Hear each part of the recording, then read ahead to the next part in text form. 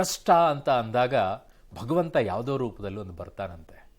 ಹಾಗೆ ಗಜರಾಜನ ರೂಪದಲ್ಲಿ ಈ ವಯನಾಡಿನಲ್ಲಿ ಒಂದು ಅಜ್ಜಿ ಮತ್ತು ಮೊಮ್ಮಗನಿಗೊಂದು ಕುಟುಂಬಕ್ಕೆ ಬಂದಿದೆ. ಆ ಸ್ಟೋರಿಯನ್ನು ಕೇಳ್ತಾ ಇದ್ರೆ ನಂಬಬೇಕಾ ಬಿಡಬೇಕಾ ಅಂತೇಳಿ. ಬಟ್ ಇಂತಹ ಕಷ್ಟದಲ್ಲಿ ಅವ್ರು ಬಂದಿರುವಂಥವ್ರು ಯಾರು ಸುಳ್ಳು ಹೇಳೋದಿಲ್ಲ, ನಡೆದಿರುವಂಥ ಸತ್ಯವನ್ನೇ ಹೇಳ್ತಾರೆ. ಕೇಳಿದಾಗ ಮೈ ರೋಮಾಂಚನಗೊಂಡ್ಬಿಡುತ್ತೆ. ಭಗವಂತ ಇನ್ನೂ ಇದ್ದಾನೆ ಅನ್ನುವಂಥ ಭಾವನೆಗೆ ಯಾರು ನಂಬ್ತಾರೋ ಅವ್ರಿಗೆಲ್ಲ ಒಂದು ಹುಟ್ಟುತ್ತೆ. ಯಾಕಂದರೆ ಆನೆಯ ಮುಂದೆ ಅಷ್ಟು ಇರೋಕ್ಕೆ ಸಾಧ್ಯನಾ? ಅದು ಆ ರೀತಿ ಇರೋಕ್ಕೆ ಸಾಧ್ಯನಾ? ನೋಡಿ, ಈ ಸ್ಟೋರಿನ ಗೊತ್ತಾಗುತ್ತೆ.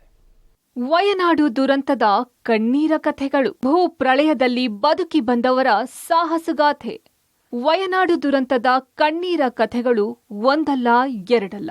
ಭೀಕರ ಭೂಪ್ರಳಯದಲ್ಲಿ ಬದುಕಿ ಬಂದವರ ಸಾಹಸಗಾಥೆಗಳು ನಿಜಕ್ಕೂ ಬೆಚ್ಚಿ ಬೀಳಿಸುವಂತಿದೆ. ಇಂಥ ಭೀಕರ ದುರಂತಕ್ಕೆ ದೇವರ ನಾಡು ಸಾಕ್ಷಿಯಾಗುತ್ತೆ ಅಂತ ಯಾರೂ ಕೂಡ ಊಹಿಸಿರಲಿಲ್ಲ.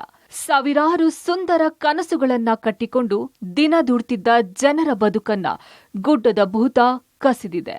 400ಕ್ಕೂ ಅಧಿಕ ಕುಟುಂಬಗಳು, ಸಾವಿರಾರು ಜನರು ಏಕಾಏಕಿ ಗುಡ್ಡ ಕುಸಿತಕ್ಕೆ ಕೊಚ್ಚಿ ಹೋಗಿದ್ದಾರೆ. ಆ ಪೈಕಿ ಪವಾಡ ಎಂಬಂತೆ ಬದುಕಿ ಬಂದವರ ಕಥೆಗಳು ಅಚ್ಚರಿ ಮೂಡಿಸುತ್ತಿದೆ. ಸಾವು ಗೆದ್ದ ಕನ್ನಡತಿ, ರೋಚಕ ಕ್ಷಣ, ಜಯಶ್ರೀ ಕುಟುಂಬದ ಕರುಣಾಜನಕ ಕಥೆ. ಇನ್ನು ಚೂರಲ್ಮಲಾದಲ್ಲಿ ಕನ್ನಡಿಗ ಕುಟುಂಬವೊಂದು ಸಾವನ್ನೇ ಗೆದ್ದು ಬಂದಿದೆ. ಟೀ ಎಸ್ಟೇಟ್ನಲ್ಲಿ ಕೆಲಸ ಮಾಡಿಕೊಂಡು ಹೈನುಗಾರಿಕೆಯನ್ನ ಆಧಾರ ಮಾಡಿಕೊಂಡಿದ್ದ ಕುಟುಂಬ ಬದುಕಿದ್ದೇ ರೋಚಕವಾಗಿದೆ.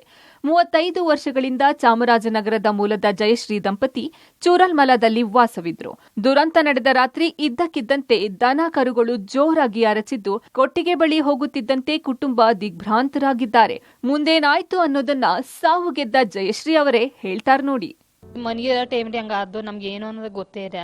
ಆಗ ನೀರು ಸತ್ ಕೇಳ ತಕ್ಷಣ ನಮ್ಮ ಈ ಕೆಳಕ್ಕೆ ಇಳಿದು ಹೊಡೆದು ಹಸ್ಗಳು ಕರುಗಳೆಲ್ಲ ಇರೋದ್ರಿಂದ 2 ಹಸ ಬಿಚ್ಚಾಕ 3 ಹಸ ಬಿಚ್ಚಾಕವತ್ತಲ್ಲಿ ನೀರೇ ಬಂದು ಕತ್ಲಲ್ಲಿ ನಮ್ಮ ಮೇಲೆ ತುಂಬ್ಕದು. ನಮ್ ಕೊಟ್ಕೊಳಗದ್ ಕೊಟ್ಕ ಮೇಲಿಂದ ನೀರು ತುಂಬ್ಕೊಂಡು ನಮ್ನ ಈಚೆಗೆ ಎಳಿತ ನೀರು ತುಂಬ್ಕೊಂಡಮ್ಮ. ಆಗ ಹಸ್ಗಳು ನುಂಬಿಡಿದೆ ಕರುಗಳು ನುಂಬಿಡಿ ನಾಮ ತಪ್ಪಿಸ್ಕೊಂಡು ಹೆಂಗೆ ಬರೋದು ಅನ್ನೋದು ನಮಗೆ ಗೊತ್ತಿಲ್ದಾನೆ. ಆಗ ಒಂದ ಬೇರಿತ್ತು, ಆ ಬೇರ್ ಇಟ್ಕೊಂಡು ಮೇರ್ಕ್ ಹಿಂಗೆ ಕೈ ಕೊಡ್ತಲೆ. ಆಗ ಅಮ್ಮ ಇಟ್ಕೊಂಡು ಮೇರ್ ಕೇಳ್ಕೊಂಡ. ತಿರ್ಗ ನನ್ನ ಮಗ ಒಳಗೆ ಇದ್ದ, ಅವನು ಅದೇ ಥರ ಇತ್ತು.